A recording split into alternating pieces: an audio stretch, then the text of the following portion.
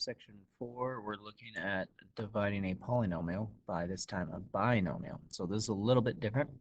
Okay, so here's our original problem. We have this trinomial divided by this binomial, right? Because we have two terms there, 1, 2.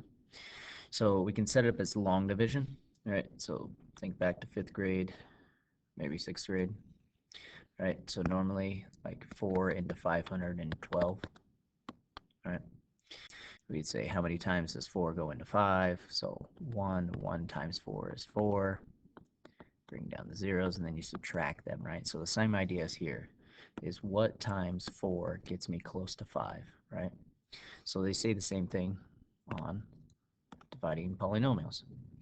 What times x gets me close to x squared? Well, that's just another x, right? I want the exact same, where here we're getting close, but on a polynomial we want it exact. So what x times x, it's x squared, right? Well, now what you have to do, you have to multiply by the x, but you also have to do it to this one too. So that would be x times 4 is a 4x, and I just put it under the same term here because they both have x, so I put it underneath there, and it was a positive, and then I just bring down a 0. Okay.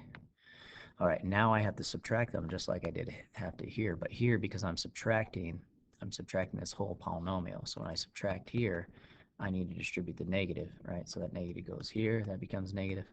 That negative also goes here, so that becomes negative. Now just combine like terms. So x squared minus x squared is 0x squared, and then minus 5x minus 4x is minus 9x, and then negative 36 minus 0 is negative 36.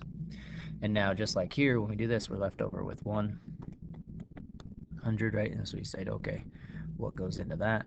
What goes into the 1, right? Or 10. So we say 2, right? And then 2 times 8, 80, bring down it, right? And then we subtract again. So same thing here. We say, what times x gets me a negative 9x? Well, that would be a negative 9. So multiply it by both. It gives me the negative 9x. Then multiply by the 4, and it gets me a negative 36.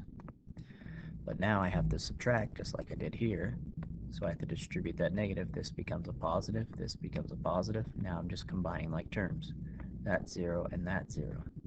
So here, this is my remainder, right? So I have a remainder of 0. So here's my answer, x minus 9.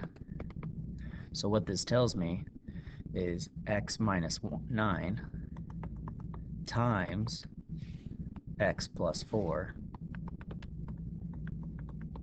would equal x squared minus 5x minus 36.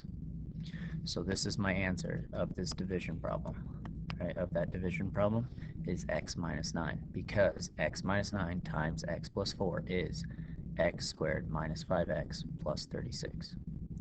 Okay, so that's how you do these ones.